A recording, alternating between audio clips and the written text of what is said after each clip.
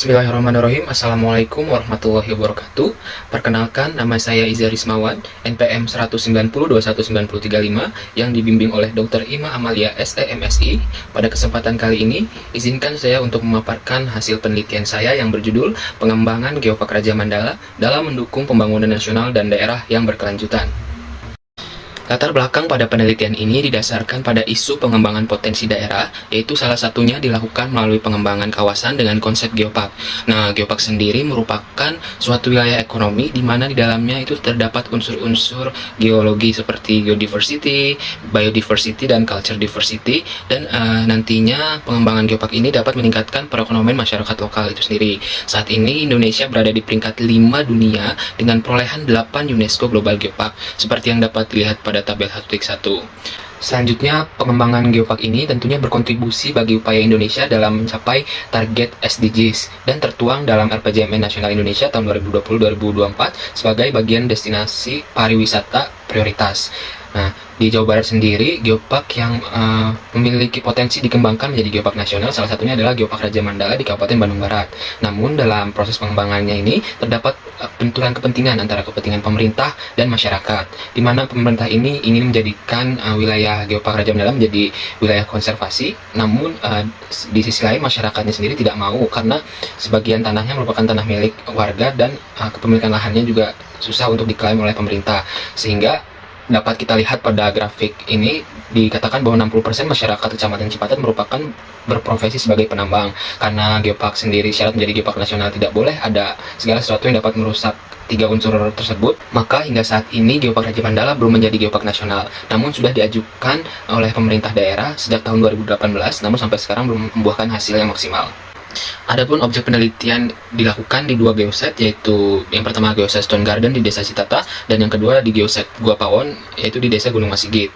Untuk pada penelitian ini sendiri terdapat 3 rumusan masalah dan 3 tujuan. Selanjutnya, untuk metode penelitian yang digunakan adalah metode kualitatif dengan pendekatan studi kasus. Untuk populasinya sendiri, masyarakat KBB di Desa Citata dan Gunung Masigit sejumlah 37.557 masyarakat. Untuk sampelnya sendiri sebanyak 5 informan kunci diambil menggunakan teknik purpose sampling, di mana setiap informan yang dipilih itu diduga sudah mewakilkan informasi yang dibutuhkan. Lalu untuk teknik datanya sendiri, teknik pengambilan datanya dilakukan dengan wawancara, observasi, dokumentasi, dan studi pustaka. Lalu untuk teknik analisis datanya akan dianalisis menggunakan deskriptif kualitatif. Hasil dari penelitian ini didapatkan bahwa pengembangan Geopark Raja Mandala ini berkontribusi bagi upaya Indonesia dalam mencapai target pembangunan berkelanjutan atau SDGs, di mana target 1 dari 17 SDGs ini, pengembangan Geopark Raja Mandala akan berkontribusi salah satunya bagi target 8, yaitu meningkatkan ekonomi lokal berkelanjutan, target 11 yaitu melindungi warisan budaya dan warisan alam, selanjutnya target 12 yaitu meningkatkan kesadaran pembangunan berkelanjutan, dan ekosistem target 15 ekosistem daratan yang berkelanjutan. Dari hasil wawancara dengan informan kunci, pengembangan Geopark Raja Mandala ini untuk menjadi geopark nasional masih terdapat berbagai kendala, sehingga masyarakat dan pemerintah daerah harus bekerja sama dan saling berkesinambungan dalam mengelola Geopark Raja Mandala ini agar dapat menjadi geopark nasional. Berdasarkan hasil observasi lapangan selama kurang lebih 6 bulan di Geopark Raja Mandala Kabupaten Bandung Barat, berdasarkan hasil wawancara dengan informan kunci yaitu Kepala Bidang Pariwisata Kabupaten Bandung Barat, organisasi masyarakat, pemerintah Desa Citata dan Gunung Masigit, kelompok sadar wisata, dan Ketua Pokdares Jawa Barat, didapatkan informasi faktor yang mendukung dan faktor penghambat dalam pengembangan Geopark Raja Mandala ini. Yang pertama, faktor pendukungnya itu merupakan tempat penemuan sejarah asal mula peradaban manusia di Tatar Sunda. Yang kedua itu Geopark Raja Mandala ini sudah memiliki 3 unsur-unsur geopark dan berperan dalam meningkatkan pembangunan berkelanjutan. Lalu Geopark Raja Mandala ini dapat menciptakan lapangan kerja baru. Lalu untuk faktor penghambatnya seperti kepemilikan lahan yang masih rumit, karena sebagian lahan di Geopark Raja Mandala ini banyak ada yang milik pemerintah, ada yang milik swasta, dan ada yang milik masyarakat lokal itu sendiri. Lalu untuk faktor penghambat selanjutnya itu mayoritas mata pencaharian masyarakatnya adalah penambang. Selanjutnya jika terjadi bencana alam dan kebijakan pemerintah yang kurang tepat. Selanjutnya untuk pengaruh pengembangan Geopark Raja Mandala dalam mendukung pembangunan nasional ataupun daerah sendiri.